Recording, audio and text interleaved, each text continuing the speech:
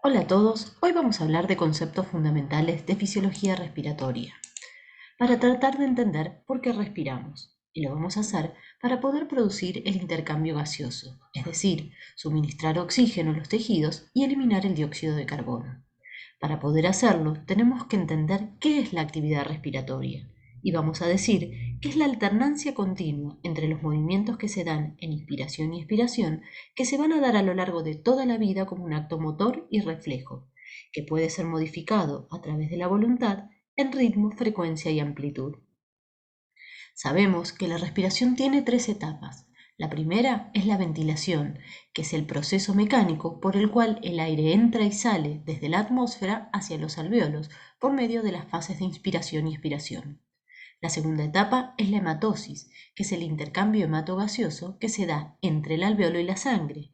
Y la última es la perfusión, que es el proceso que permite el intercambio de gases entre la sangre y los tejidos. Entonces, la ventilación va a ser lo que va a permitir el ingreso de aire en el pulmón a través de diferencias de presiones, para lo cual esta ventilación requiere de los músculos respiratorios. Como dijimos en la clase de repaso, los músculos van a ser los responsables de traccionar sobre el tórax para que se produzca el ingreso de aire dentro de los pulmones. La tracción de los músculos sobre las costillas van a producir movimientos que van a traccionar sobre las pleuras parietales y esta a su vez de la visceral para traccionar del pulmón, generando cambios de presión en el interior que van a permitir la entrada de aire. El trabajo de la respiración consta de dos fases. La inspiración, que como dijimos es un proceso activo por medio de la contracción de los músculos, mientras que la expiración es pasiva y responde al proceso de retroceso elástico de los mismos. El diafragma sabemos que es uno de los músculos más importantes dentro del sistema respiratorio, ya que por sí solo realiza casi el 80% de su actividad en un sujeto en reposo. Es un músculo que va a dividir la cavidad torácica de la cavidad abdominal.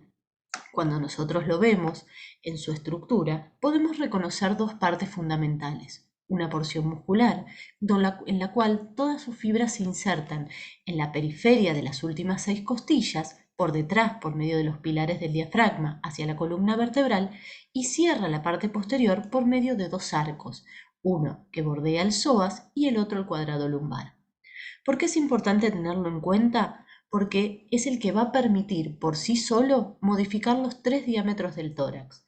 Para poder hacerlo en la mecánica diafragmática, lo primero que va a suceder es la contracción de los pilares del diafragma, que van a tensar el centro frénico para dar punto de anclaje a las fibras musculares para generar el movimiento de las costillas inferiores y aumentar el diámetro vertical con el descenso del centro frénico. Consecuentemente, esto tracciona de las costillas inferiores, aumentando el diámetro transversal y como consecuencia el movimiento de las superiores aumenta el diámetro anteroposterior. Esto se explica teniendo en cuenta las características anatómicas de sus articulaciones. Cuando vemos en un gráfico, sabemos que tanto la articulación costovertebral como la costotransversa son artrodias que funcionan como artrodias mecánicamente unidas, como si fuesen un eje. Las costillas inferiores, su eje, se aproxima a lo que es el plano sagital, con lo cual van a permitir un movimiento de rotación que aumenta el diámetro transversal. Por su parte, las costillas superiores también tienen un eje mecánicamente unido que va a permitir acercarse al plano frontal. En este caso, el movimiento de rotación conjunto va a permitir un aumento del diámetro anteroposterior. Esto es lo que vamos a ver en la dinámica del movimiento de las costillas. Fíjense que las superiores aumentan en la parte anteroposterior, mientras que las inferiores aumentan el diámetro transversal. Por su parte, los intercostales lo que van a hacer es ser consecuente a la dirección de sus fibras. Siempre se habló de que, teniendo en cuenta la dirección de las fibras, era el movimiento que van a generar sobre las costillas.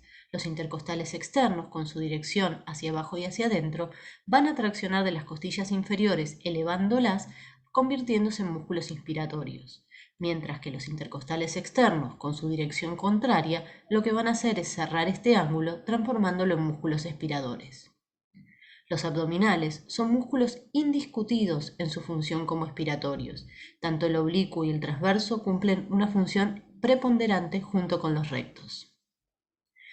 Cuando nosotros los vemos, para entender esta mecánica, cuando los abdominales se contraen, van a empujar la pared anterior del abdomen hacia la columna vertebral. Esto lo que genera es el desplazamiento del diafragma hacia arriba y desciende las costillas inferiores llevándolos hacia la línea media, lo cual comprime el macizo abdominal y empuja el tórax hacia arriba. Acá lo estamos viendo en los dos momentos respiratorios. En la inspiración vemos que el aire entra, baja el diafragma y comprime la masa visceral hacia abajo y hacia adelante. Mientras que en el movimiento contrario, cuando se produce la expiración, la pared anterior se acerca a la parte posterior y empuja el diafragma hacia arriba, ayudando a la salida del aire.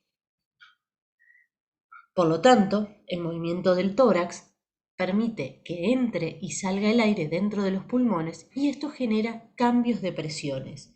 ¿Por qué? Porque los pulmones son estructuras elásticas y al relajarse hace que los músculos, cuando se relajan los músculos inspiratorios, permite que se expulse el aire a través de la tráquea y que el pulmón colapse como si fuese un globo. Esto está en correlación con la presión pleural. Nosotros sabemos que las hojas pleurales son sumamente importantes para mantener el pulmón distendido. Y esto lo hacen por medio de una presión negativa, que es lo que mantiene el pulmón completamente abierto. Para entender esta dinámica, vamos a centrarnos en este gráfico. Si ustedes observan, vamos a tener en las dos fases de inspiración y expiración qué sucede con la entrada y salida del aire. Vamos a tener en cuenta el volumen tidal o volumen corriente, que es el aire que ingresa en una respiración tranquila. Y vamos a tener los cambios de presión que se van a generar tanto a nivel del alveolo como a nivel de las pleuras. Bien, en las dos fases inspiratorias, tengan en cuenta que vamos a tener un momento de inspiración y un momento de expiración, medido en el tiempo, y vamos a ver que el volumen de aire que entra se mide en litros y que las presiones van a estar medidas en centímetros de agua. Teniendo en cuenta estos valores que les nombré, vamos a tratar de interpretar los cambios de presiones y de volúmenes que se producen durante la respiración. En el momento cero, donde todavía no hay movimiento de aire, los alvéolos con la boca abierta, o sea, la presión que se genera a nivel alveolar con la boca abierta es cero, porque es lo mismo que estuviese con el aire ambiente. Y la presión pleural, que dijimos que es la que mantenía la distensibilidad del tejido pulmonar, ya tiene presión negativa de entrada, de menos 5 centímetros de agua. Y el volumen, como todavía no hay movimiento de aire, es cero. En el momento que empieza la inspiración, las presiones alveolares y pleurales empiezan a caer. La presión alveolar va a descender hasta menos 1 centímetro de agua. Y la presión pleural va a caer hasta menos 7,5 centímetros de agua. Esto va a generar el arrastre del aire hacia el interior del pulmón, llenándolo hasta en un volumen tidal, que es el movimiento común que realiza un sujeto en una respiración tranquila, a 0,5 litros o lo que es lo mismo decir, 500 mililitros. El efecto contrario se va a producir retornando a valores normales, es decir, a los que partimos en la explicación, en la fase de expiración. Ahora, ¿qué es la presión transpulmonar? Va a ser la diferencia de presión que se va a generar entre la presión alveolar y la presión pleural. Y lo que me permite medir es el proceso de presión de retroceso del pulmón. Si nosotros miramos esta imagen, vamos a ver unas gotas de agua. La pregunta sería, ¿por qué se forman las gotas de agua? Y esto es porque la interfaz que se genera entre el agua y el aire hace que las moléculas de agua se atraigan entre sí por una propiedad que se llama cohesión. La cohesión se da gracias a la acción que generan las moléculas de agua entre sí, generando puentes de hidrógeno. Estos puentes de hidrógeno se atraen entre sí y tienden a mantenerse unidos. Esto es lo que se conoce como tensión superficial. ¿Sí? Entonces, si nos centramos en este gráfico, ¿qué es lo que va a pasar en el alveolo? Nosotros vamos a tener que todos los alveolos tienen una pared, ¿sí? Lo que es la pared alveolar, y vamos a tener una interfase acuosa. Esa interfase acuosa se genera por la presión del calor y la humedad que tenemos en el proceso respiratorio. Además, vamos a tener aire que va a estar entrando y saliendo en la fase de inspiración y expiración. con lo cual se va a producir una interfaz de aire y agua, y estaríamos en una situación muy similar a lo que pasa con las gotas de agua en la atmósfera. Habría una interfase que tendería a generar el colapso. Entonces, ¿por qué no se sucede ese colapso? Y la respuesta va a ser porque hay una sustancia que se llama surfactante. Si nosotros vemos en este alveolo esa interfaz acuática, va a hacer que los alveolos traten de colapsarse, pero es lo que nosotros vamos a llamar fuerza elástica de tensión superficial, que es el agua que está en el interior que va a tender a colapsar a nuestro alveolo. Esto no se va a dar porque en la célula, en la pared del alveolo, vamos a tener unas células especiales que se llaman neumonocitos de tipo 2, que van a ser las encargadas de secretar el factor surfactante. Y entonces, para entender un poco el concepto de qué es el factor surfactante, es una mezcla de lípidos, de iones y de proteínas que lo que van a hacer es reducir la tensión superficial generada por el agua, evitando que el alveolo se colapse. Siguiendo con los movimientos de aire que se van a dar dentro del pulmón, tenemos una gráfica que explica qué sucede cuando nosotros respiramos.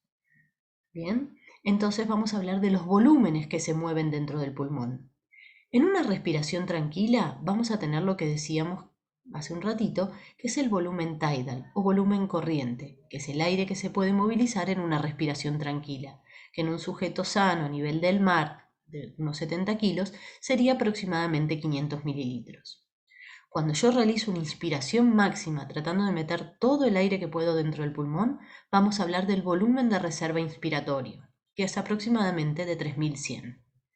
Cuando yo quiero sacar todo el aire que puedo desde el pulmón, voy a hablar del volumen de reserva expiratorio. Y el aire que queda remanente dentro del pulmón y que no puedo sacar y que equivale al aire que evita el colapso del pulmón es el volumen residual. De la combinación de estos volúmenes surgen las capacidades. De la suma del volumen de reserva inspiratorio y el volumen tidal, vamos a tener la capacidad inspiratoria, que es todo el aire que yo puedo ingresar dentro del pulmón. Si yo realizo una exhalación profunda, todo el aire que puedo sacar más el aire remanente que queda, es la capacidad residual funcional. ¿Sí? Y todo el aire que puedo movilizar desde una inspiración máxima a una expiración máxima es lo que conocemos como capacidad vital. Y todas las capacidades sumadas van a dar lo que es la capacidad pulmonar total. Estos conceptos son importantes tener en cuenta para que cuando estudiemos la espirometría de las distintas patologías obstructivas o restrictivas, tengamos en cuenta cuándo se produce atrapamiento, cuándo hay reducción de la capacidad vital o inspiratoria. Entonces, un concepto importante a tener en cuenta es qué es el volumen minuto. Va a ser todo el aire que yo puedo movilizar en una unidad de tiempo, que va a ser el minuto. Esto va a resultar de una ecuación que es la frecuencia respiratoria por el volumen corriente. Si yo normalmente puedo realizar 14 respiraciones por minuto y muevo un volumen tidal de aproximadamente 500, eso me daría aproximadamente 7000 mililitros por minuto. Eso es lo que conocemos como ventilación total. Ahora, ¿qué pasa con la ventilación alveolar? Es el aire real que llega al alveolo, porque tengamos en cuenta que el aire va a ser, estos 500 mililitros va a ser lo que ingresa desde la nariz hasta el último alveolo, pero no todo ese aire es funcional y permite realizar hematosis. La hematosis se va a realizar solamente en las zonas donde tenga alveolos que pueden hacer contacto con un capilar para hacer el intercambio hematogaseoso. Entonces lo que tenemos que tener en cuenta es otra fórmula, es el volumen minuto menos el espacio muerto anatómico. Ese espacio muerto anatómico, como dijimos, es todo el aire fresco que ingresa, pero que no realiza hematosis. Entonces la ventilación alveolar es la ventilación efectiva que realmente va a permitir hacer el intercambio hematogaseoso. Si seguimos con nuestra ecuación y le restamos estos 150 mililitros, que es el espacio muerto anatómico, nos da un volumen de ventilación alveolar de 4900. Hay que tener en cuenta siempre la diferencia entre vía aérea superior e inferior. La vía aérea superior va a ser todo lo que vaya desde la nariz, faringe, laringe y la parte extratorácica de la tráquea, y la vía aérea inferior lo que va a ser el remanente de la tráquea intratorácica, los bronquiofuentes y las 23 generaciones bronquiales. ¿Sí? Y tener en cuenta que tenemos una zona de conducción, que es la que permite el pasaje de aire, y eso es lo que nosotros conocemos como espacio muerto anatómico, que dijimos que era de 150 mililitros, que son las primeras 16 generaciones. Y el espacio de zona respiratoria es el que efectivamente va a permitir hacer la hematosis, que es de aproximadamente 3.000 mililitros. Estos conceptos son los que tenemos que tener en claro para poder continuar con nuestra tarea. Los despido y espero haber sido clara.